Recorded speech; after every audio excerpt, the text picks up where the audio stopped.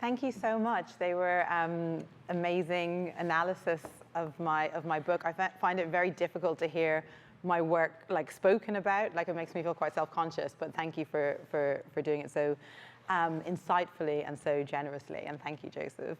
So I'm going to read three excerpts from, this is the Irish UK version of the book. If you've read it in the United States, it has a different cover and a different title, but I'm using my home edition because I feel more comfortable with it. Somebody asked me about the differences in the covers today in class. If anyone has the US one, maybe they can show it. The covers are very different. So there's the US cover, and my answer was, I don't explicitly know, but I think it's because things tend to be more understated at home and then like more explicit here. So I think this is why this cover is a bit more abstract, and that one is more like, this is what this is about. Here's a black woman and here's her hair. Okay, I'm going to start. I'm going to read some excerpts from this that I don't normally read. I'm going to start right at the very beginning. So the first chapter is called It's Only Hair, and it's a subheading called Young, Irish, and Black. It is not from my mouth. It is not from the mouth of A, who gave it to B, who gave it to C, who gave it to D, who gave it to E, who gave it to F, who gave it to me, that it be better in my mouth than in the mouth of my ancestors. And that's a West African poem. The year I turned 8, the consumption of Christ's body and blood became imminent. After months of deliberation, extravagant miniature bridal dresses had been bought. Lace, satin, and net hung expectantly in wardrobes.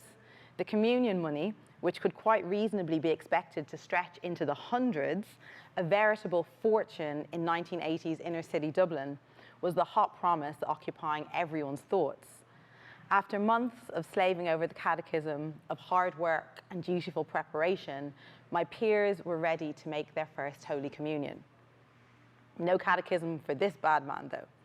I had elected not to take the sacrament. Young Emma's contribution, having reached the age of reason, was instead the production of a spiffy little anti-slavery pamphlet called Break the Chains. The length of a copybook, it was based on the story of Ludo Equiano, the 18th century abolitionist. The conclusion, I remember, attempted to locate the contemporary conditions of Black America in the brutal experiences Africans had endured in that land and sought to suggest solutions, hence the title, Nice and Light, Standard Childhood Fare. While I wasn't particularly praised for my efforts, I certainly wasn't forced to join in with the other children either. With hindsight, this is telling, if unsurprising.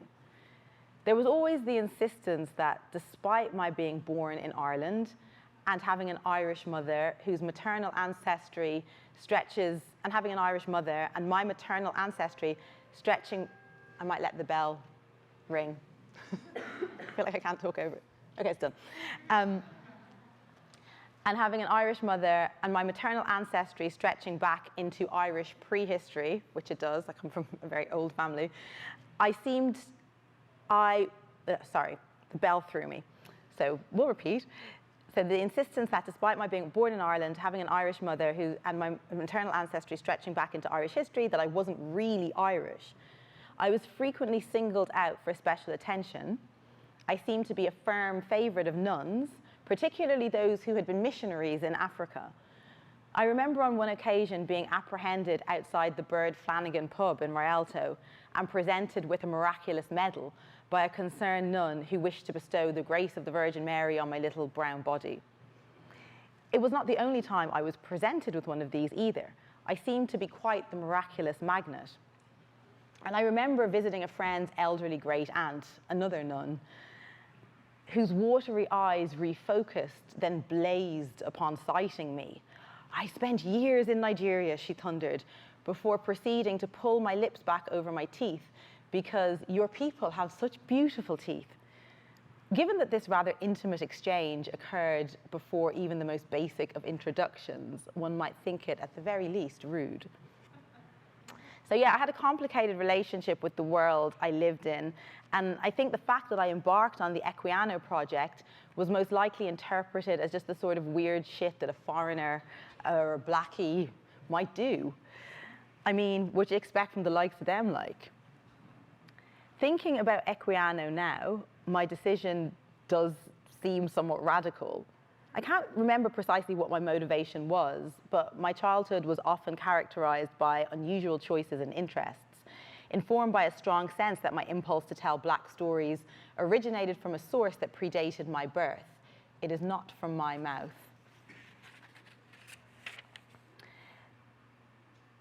Though it might sound peculiar, and it certainly felt strange to me, I felt intuitively that I had a working relationship with the past and with my forebears. It was as though the past happened to be particularly foregrounded in my present. Of course, I couldn't articulate this, even to myself, and had I been able to, I would most likely have elected not to. As a child, I was considered strange enough, no need for further ammunition. It was only when years later I went to university and studied African cultures that I learned about the centrality of ancestral veneration, that ancestral spirits were intentionally invoked. On my paternal side, I am Yoruba. The Yoruba are the largest ethnic group in southwestern Nigeria and one of the third biggest in Nigeria, which is Africa's most populous country. Many Yoruba were sold into slavery, particularly during the 19th century. As a result of this relatively recent wide-scale movement, many Yoruba beliefs, practices, and customs can be identified to this day throughout the New World.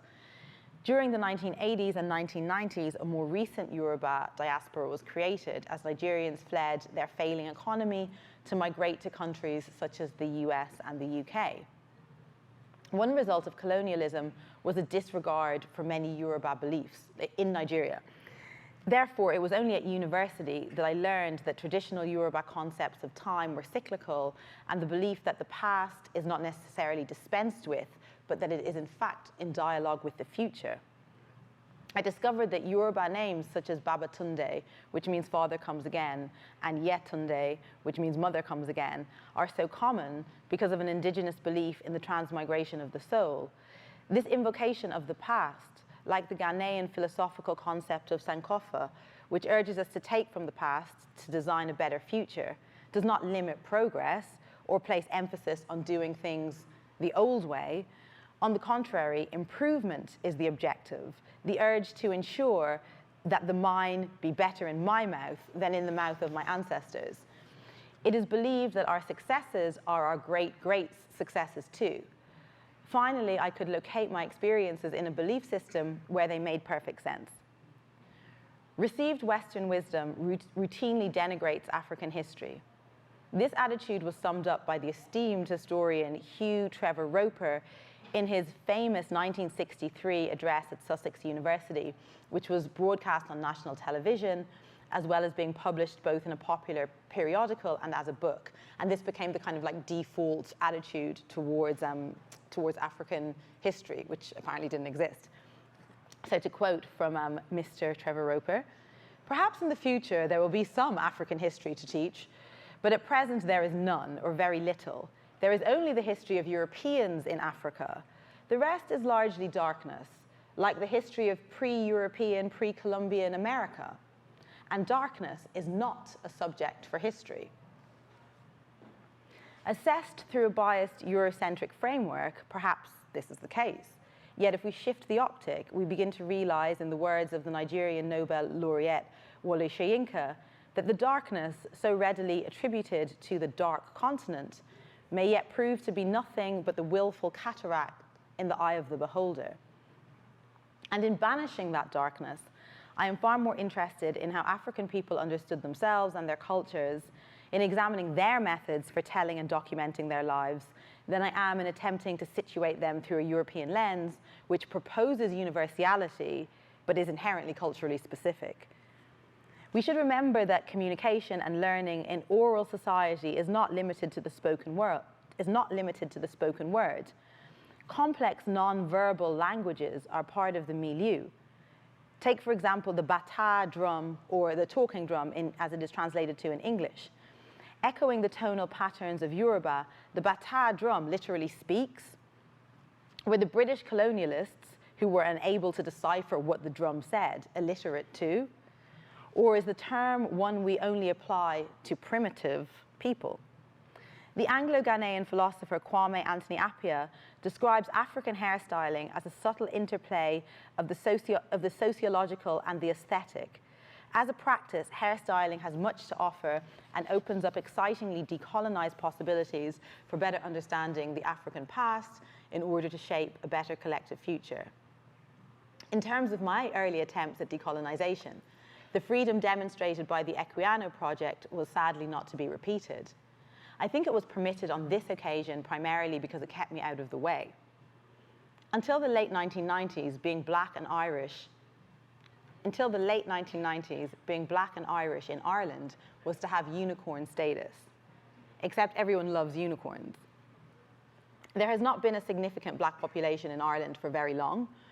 When I was growing up, there were very few of us indeed. And many mixed race, a phrase I hate, which we'll see when I do another reading, but I'm using it here.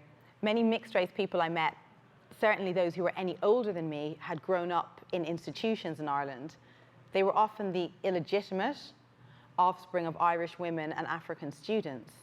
Not to put too fine a point on it, unmarried mothers were generally, in Ireland, treated like scum. Add the disgrace of a black child, and sure, you couldn't sink much lower. Commenting on the mixed-race children unfortunate enough to be placed in Ireland's now infamous industrial schools, a report submitted to the Irish Department of Education had this to say in 1966. A certain number of coloured children were seen in several schools. Their future, especially in the case of the girls, presents a problem difficult of any satisfactory solution. Their prospects of marriage in this country are practically nil, and their future happiness and welfare can only be assured in a country with a fair multiracial population, since they are not well received either by black or white. The result is that these girls, on leaving the schools, mostly go to large city centres in Great Britain. It was quite apparent that the nuns give special attention to these unfortunate children, who are frequently found to be hot-tempered and difficult to control. The coloured boys do not present quite the same problem. It would seem that they got special attention and that they were popular with the other boys. It would seem they also got special attention and were popular with the other boys. According to the alumni of these abhorrent facilities, the special attention seems to have extended to racist assaults which serve to compound the physical, sexual, emotional, and mental abuse many of the children in these institutions were subject to. And during my own school days, 20 plus years later, attitudes didn't seem to have changed that much. Yet the Ireland emerging on the horizon today seems almost unrecognizable to me. There is now a visible black Irish population, and in terms of social progress, in 2015, we became the first country in the world to legalize same-sex marriage by popular vote. And in 2018, following another referendum, the draconian 8th Amendment, which criminalized abortion, was repealed. This seemingly kinder, more diverse Ireland is a far cry from that which defined my miserable days at school.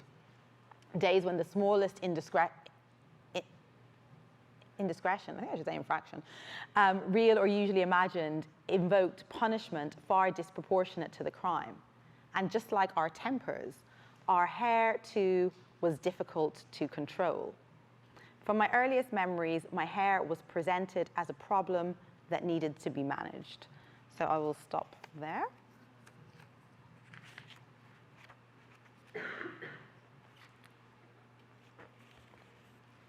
I'm going to read from the second chapter, which is called Don't Touch My Hair. No, not called, you know, the book's called that, which is called Ain't Got the Time. And the subheading is Sorority.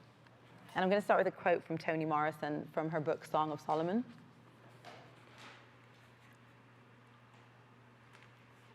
You know what? Because I feel like I'm running out of time. No, you're not. But I have a lot to get through. So I'll come back to that one if time is permitting.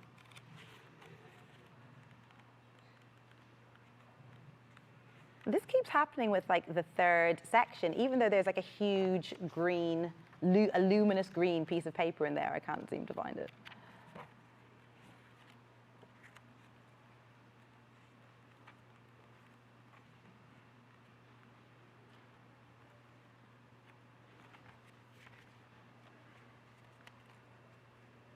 Okay. So this is also Ain't Got the Time, which is the second chapter. It starts with a quote from Audre Lorde. A very, very like a quote that is used so frequently that were I to write the book now, I might not start with it, but it's still a great quote. Caring for myself is not self-indulgence. It is self-preservation, and that is an act of political warfare.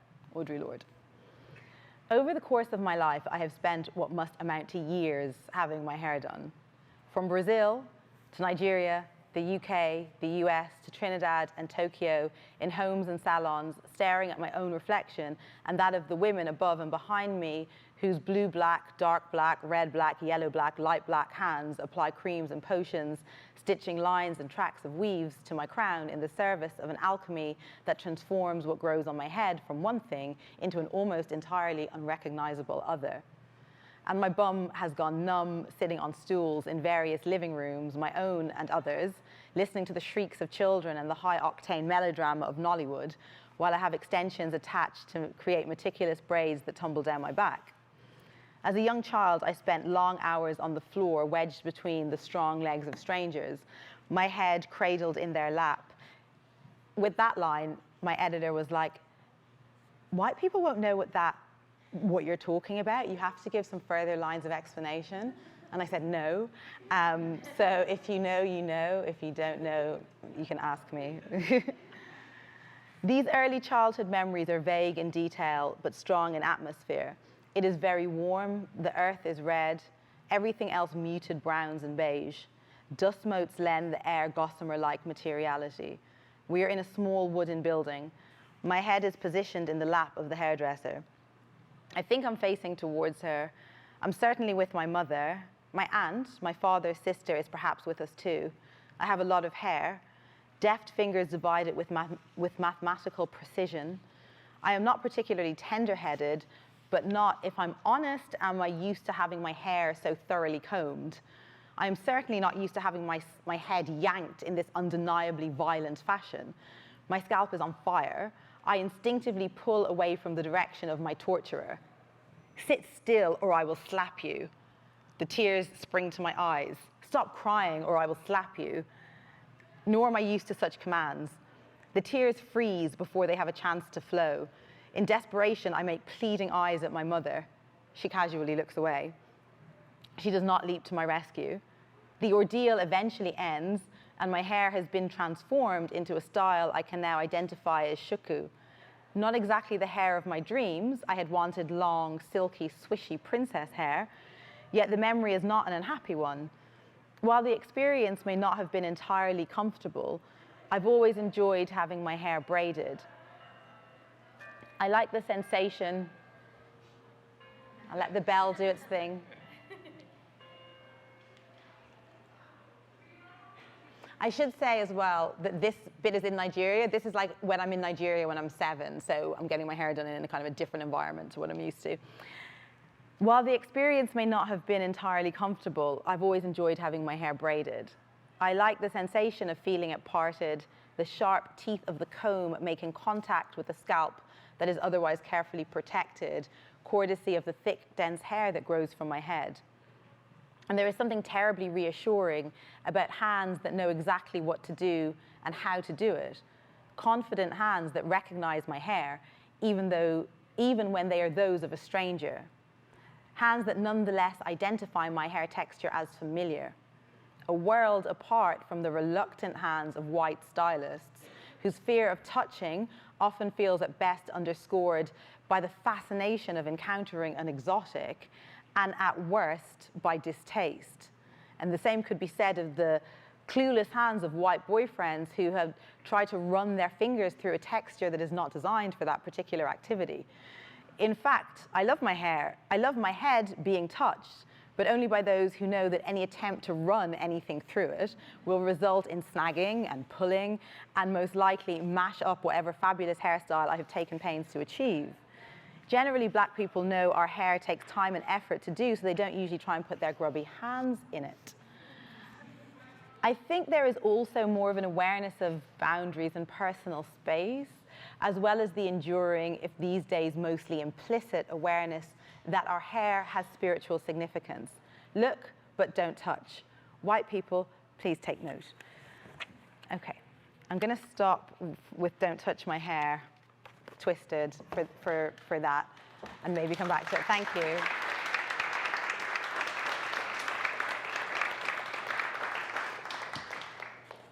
And I'm going to read, from what white people can do next.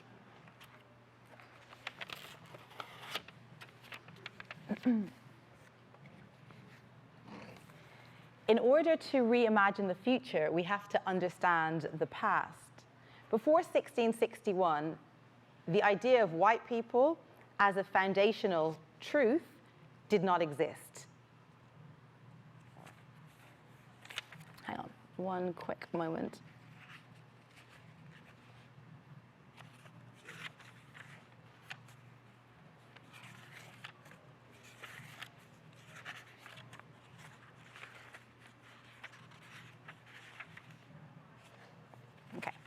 I want to read something very quick before that. In the history of humankind, white people are babies. You have only existed since 1661. To be fair, so have black people. The idea that different features, hair textures, or complexions have any intrinsic value or meaning, and that they constitute racial difference, did not exist before then. So now, in order to reimagine the future, we have to understand the past. Before 1661, the idea of white people as a foundational truth did not exist. The Barbados Slave Code, officially known as an Act for the Better Ordering and Governing of Negroes, announced the beginning of a legal system in which race and racism were codified into law, and where our understanding of white and Negro as separate and distinct races finds its earliest expression. It went on to inform the Jamaican Slave Code in 1684, and on the mainland of what would become the United States of America, the South Carolina Slave Code of 1695. The new ideas that were spreading throughout the English colonial world at that time continue to shape the power structure that determines black and white relations to this day. The reason I put black and white in, I put black and white in inverted commas throughout this book, not so much in this one, because I want to highlight their constructed nature, and I do it to just like disrupt the ease with which we use them. So that's why I'm doing it as I'm speaking, if you're thinking, what on earth is she doing? So the ideas that were spreading throughout the English colonial world at that time continue to shape the power structure that determines black and white relations to this day. Colonial Virginia's slave codes were drawn up shortly after Barbados. From 1667 in Virginia, there were individual laws until the slave code was passed in 1705, which went on to be influential throughout the North American colonies and set in motion the chain of events that had us out in the streets in 2020 chanting Black Lives Matter. Barbados and Virginia in particular are fascinating for what they reveal about the English elite's terror of solidarities developing between Africans and indentured Europeans. This was usually indentured Irish. In Barbados, it's indentured Irish. And in Virginia, it was mostly indentured English labor. So gather round, kids. I'm going to tell you a little story. It's English History Hour, the bit they skip in school. In The Origin of Capitalism, Ellen Meskins Wood argues that a form of agrarian capitalism that began in England had the effect of creating a surplus population. Between 1520 and 1630, England's population more than doubled from 2.3 million to 4.8 million. But what to do with so many pesky paupers? The recently founded American colonies were seen as a way to offload the English poor, make a ton of money, and undermine the increasingly powerful Spanish. Boom, hat trick. It's like a football reference. I don't know if you know what that is. Okay. Now, life for the English poor tended to be a little bit shit in colonial Virginia, harsh, brutal, and short. However, for their masters, The short lifespan of the easy-to-replace workers was a convenient byproduct of cruelty. Indeed, survival and completed terms of indenture actually posed a problem for those who governed, increasing competition for large landholders as newly freed tenants sought their own fortunes in tobacco. To address the problem of these upstarts, a law was enacted in 1670 barring anyone other than landowners and keepers of homes from voting in elections. At this stage, the number of Africans in the colony was rising to meet the growing demands of Lord Tobacco, a notoriously labor-intensive crop.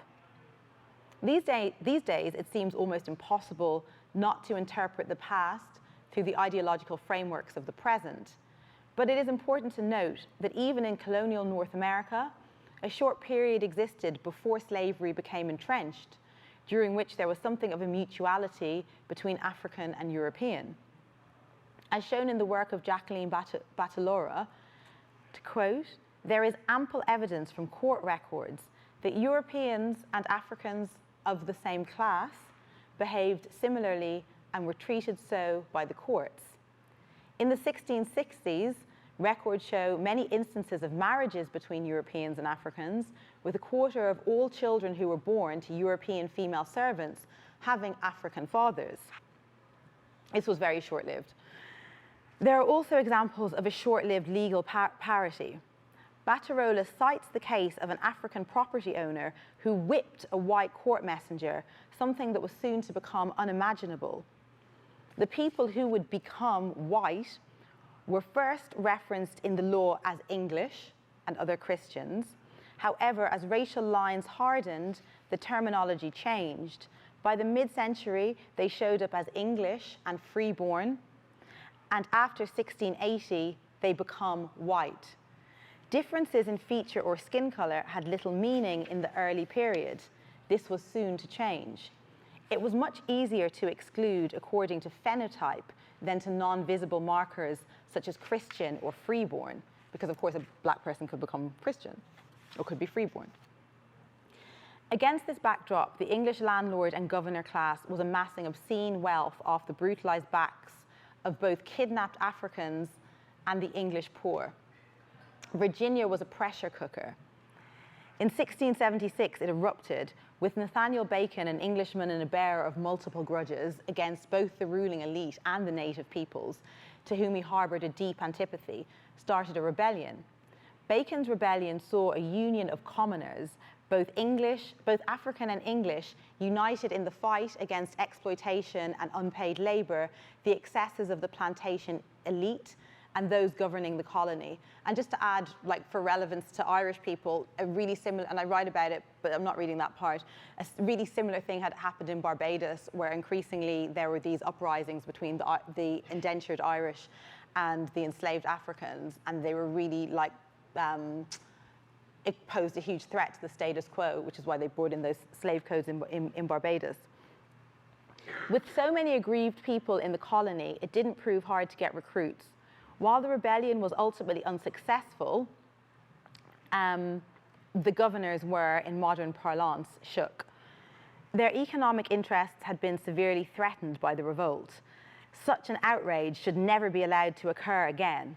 And this relatively little-known rebellion would have a long-lasting legacy. As unaware of it as most people probably are, we are all aware of its bequest: the promotion of the concept of white people in North America. Barbados had gotten there in the Caribbean a few years previously. Theodore W. Allen, the author of the seminal The Invention of the White Race, writes that the response to the rebellion was the creation of a new social status. This status would be the birthright of all Anglos and eventually all people of visibly, exclusively European ancestry in North America.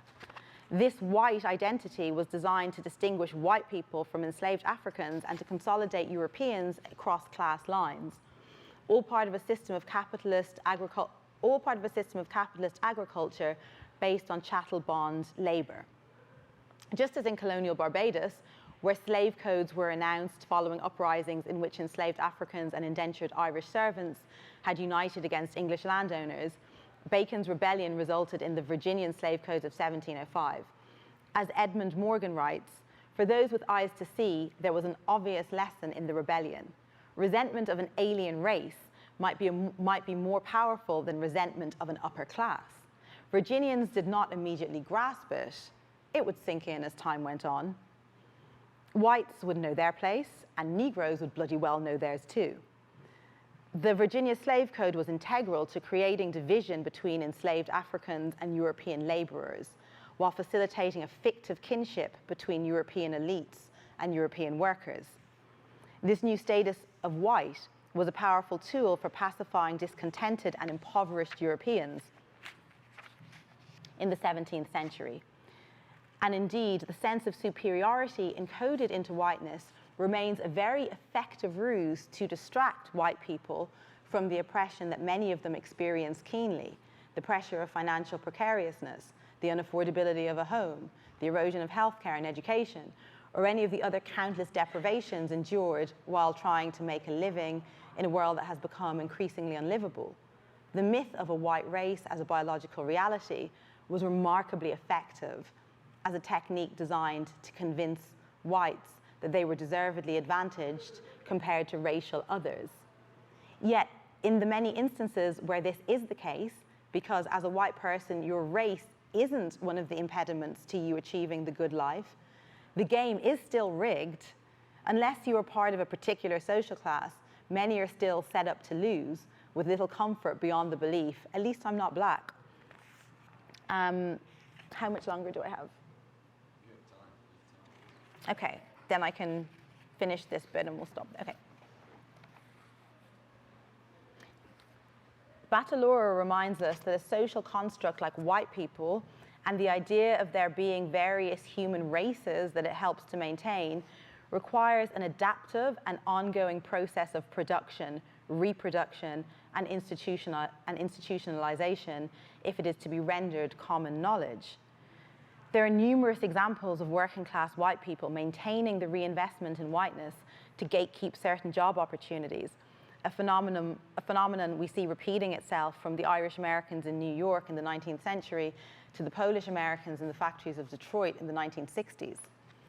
A more equal distribution of wealth would be a panacea for much of this, but whiteness takes the heat off wealth-hoarding elites while everyone else fights each other.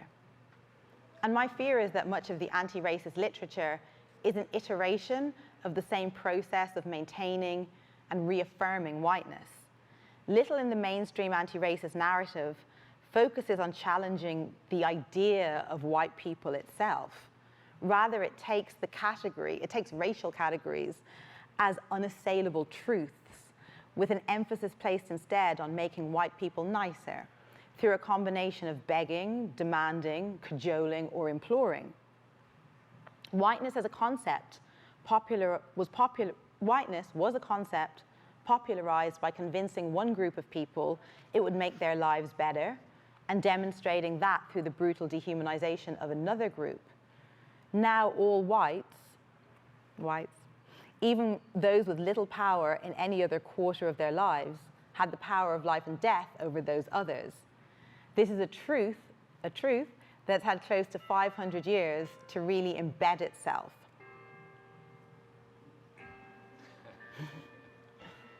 You can just digest what I've been saying.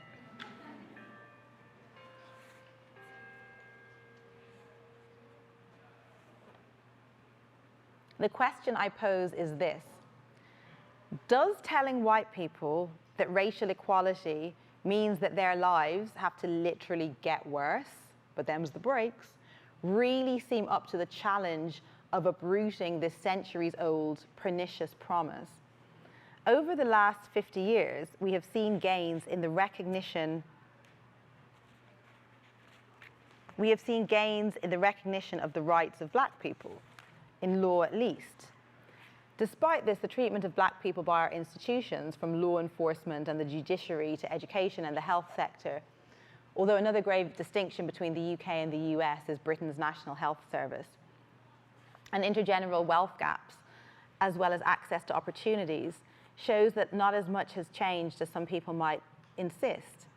The enduring belief that white people are more honest, more intelligent, more trustworthy, less predetermined to just do bad shit, is still deeply rooted and remains to be tackled. The achievement of civil rights allowed people to say, but now we have civil rights.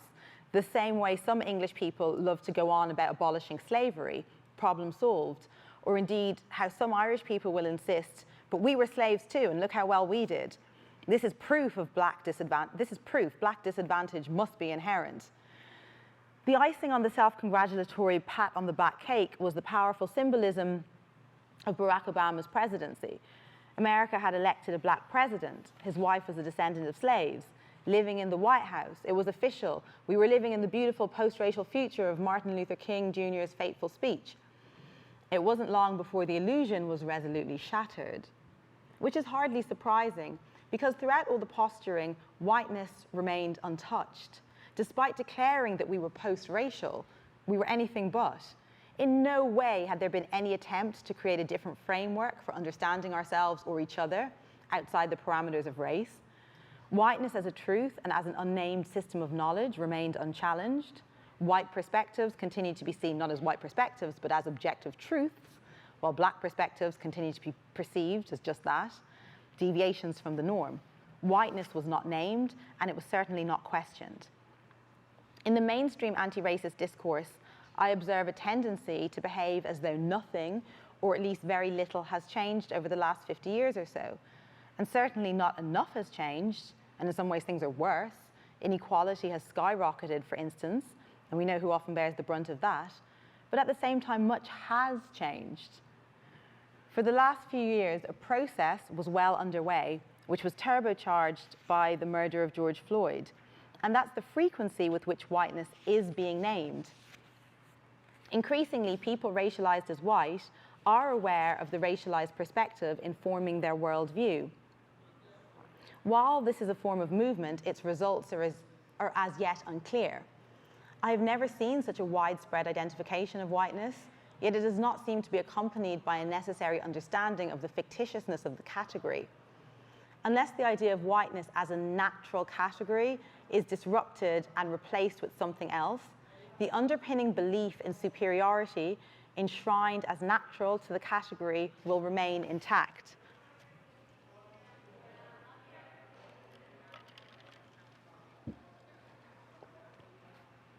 And will end up back here over and over again.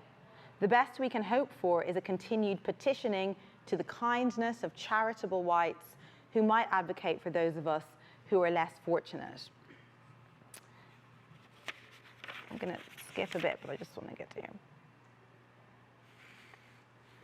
An anti-racist movement that emphasizes the actions of individual white people with a focus on things like calling out everyday racism or holding a company to account for not catering to darker skin tones, perhaps isn't up to the task of defeating a concept that our societies have been deeply invested in for centuries and that has assumed the truth status that whiteness has. The focus on microaggressions and interpersonal slights often occurs at the expense of considering whiteness as a pervasive, insidious modus operandi, a particular way of engaging with the world. It is a system that is extractive, oppositional, and binary, a dominant system, one that asserts not just that white people should be dominant over other races, but that more fundamentally sees human life as dominant over all other life forms. This is why it is since European expansion that we have witnessed catastrophic events like the destruction of the Amazon and the extinction of countless forms of wildlife, poached and poisoned into non-existence by a few centuries of exposure to whiteness, despite having survived for millennia in symbiotic relationships with indigenous peoples. Whiteness violently interrupted our interconnectedness with ecological systems and with non-human life.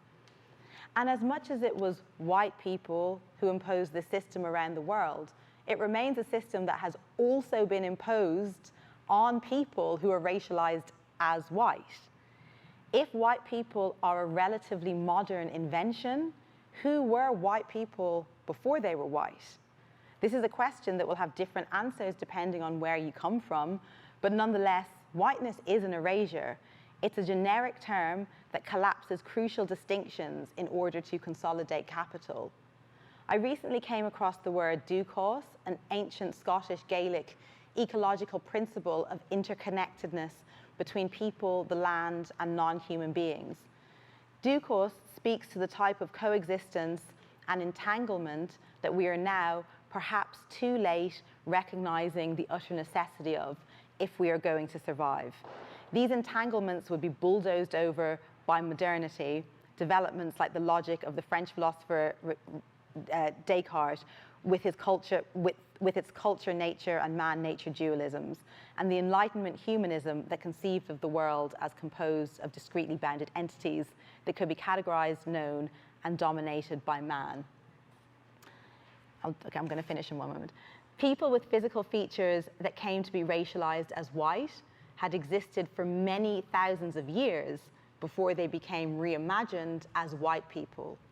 That this reimagining was developed and advanced not long after these philosophical developments is no coincidence.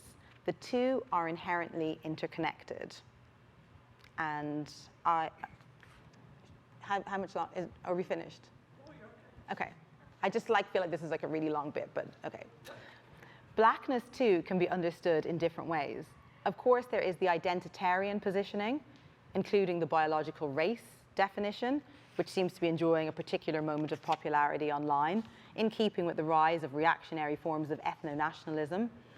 Of much more interest to me is blackness as a system of knowledge. Participation in this system, in this knowledge system, cannot be assumed by one's racial identity positioning.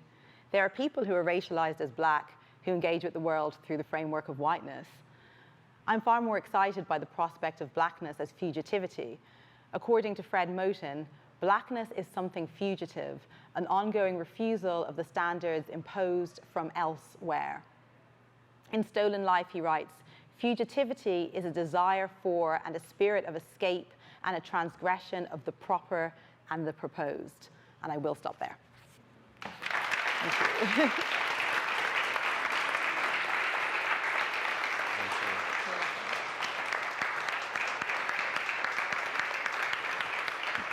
Thank you.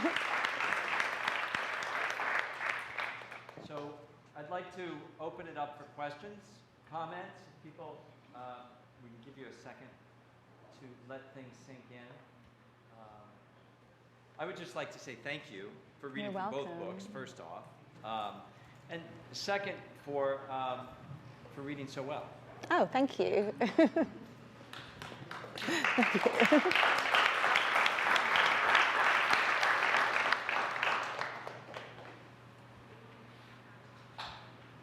We usually like to have a student go first. Don't feel shy, folks. I mean, I can ask questions, but I can ask her other times, too. Hi. Yeah, I have a question. So you were saying how the titles changed between the UK and America for Twisted and also Don't Touch My Hair. Mm-hmm. Was there anything inside of the book that also changed, or were the insides the same as far as content? The insides were the same. The only difference was there was once or twice where I maybe changed a couple of phrases because people just wouldn't know what I was talking about. But generally, I kept them as they were. That's why there's not a lot, but there's quite a bit of kind of Dublin vernacular in both. The English people aren't going to, and it's published in England, the English people aren't going to have a clue what it means as much as probably Americans aren't going to have a clue what it means. But I was really intentional in putting that in there because I just feel like Irish, Dublin forms of dialect, I never really come across them in much that I read. So I was just I'm putting them in and they're staying. And if you don't understand them, well, I don't know, look them up. And if you do understand them, there's a little nod to you. So.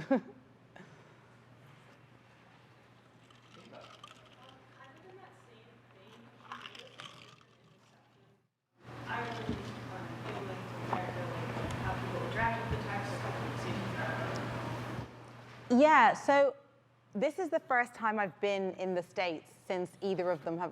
So I didn't get to come to America when either of them came out because of that little thing that happened. So I felt quite removed from what was happening in the States. But they've all been on Zoom, but this one in particular, Twisted, I still seem to do like a lot of like online events in the States around. Like it seems to have like, it seems to be like well received. Between Ireland and the UK, I probably hadn't anticipated so many Irish people like being interested in a book about black hair. But maybe because it's like, I want to say it's like the first book that's written like about race. It's the first book that's like written explicitly like about race. In this kind of, in this current moment that talks about race, but also has like a very, very Irish perspective. So I think as written by an Irish person and a black Irish person, there's not many black Irish people that are involved, that are contributing to that conversation, I guess, like in an international sphere. So I think lots of Irish people were actually were interested in it, and I was really happily surprised by that. And when it was like became an Irish Times bestseller, I was like really surprised.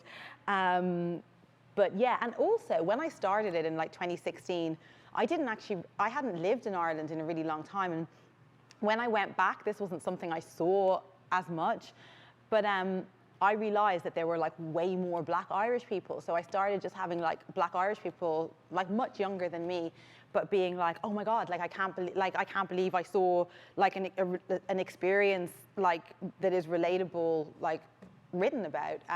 So I'd written it thinking that like the specificity of me being black and Irish might be just of general interest to people, but I didn't think it would have an audience that was maybe the same. So that surprised me. Yeah. Please.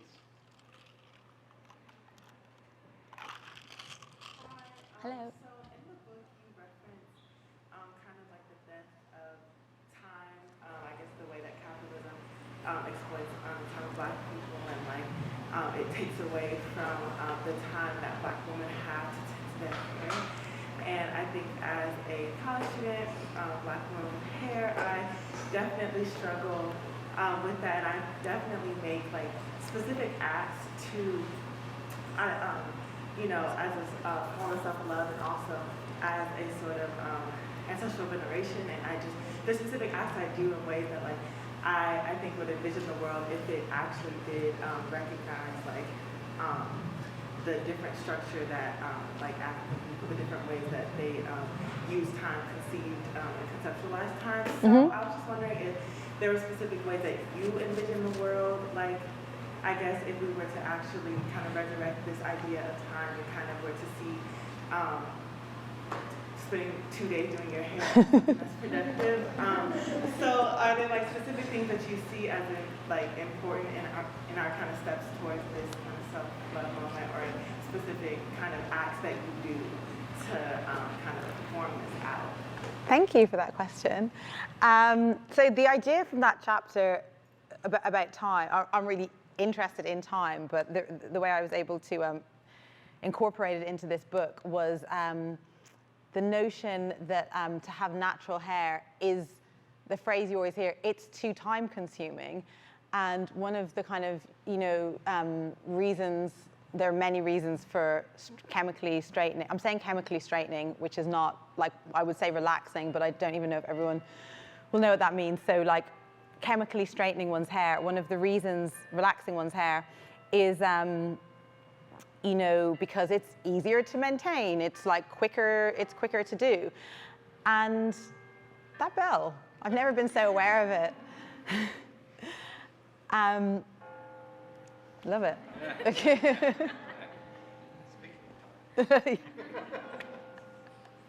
As a reminder. I don't know, I'll just talk over it. I feel like I can't though. I'll drink some water while we're waiting.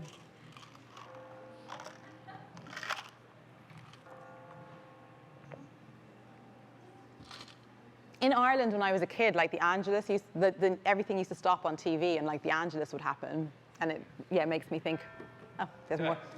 That kind of reminds me of being a kid in like a nice way. It really, does it do this every night at this time? It's really going for it. Yeah, when I was a kid, this was like all the rage, but I haven't had it since. I'm just going to try and talk over it, whatever. I just feel like I can't talk over it. I know.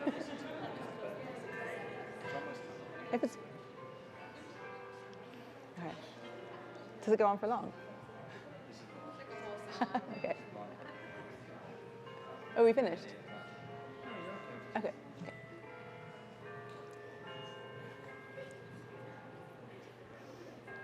Oh, okay, I'm just gonna go, like, I just find it like really hard to like marshal my thoughts, especially like with the time one.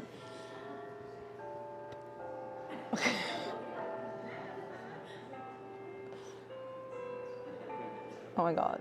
Okay, I'm just gonna chill. Relaxing when things like this happen. That's one answer to your question.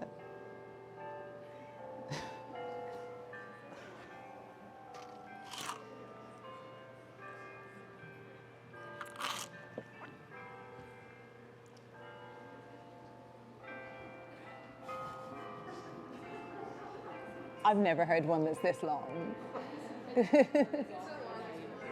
What, like ever, or just this? It's the last one of the night. Okay. Okay.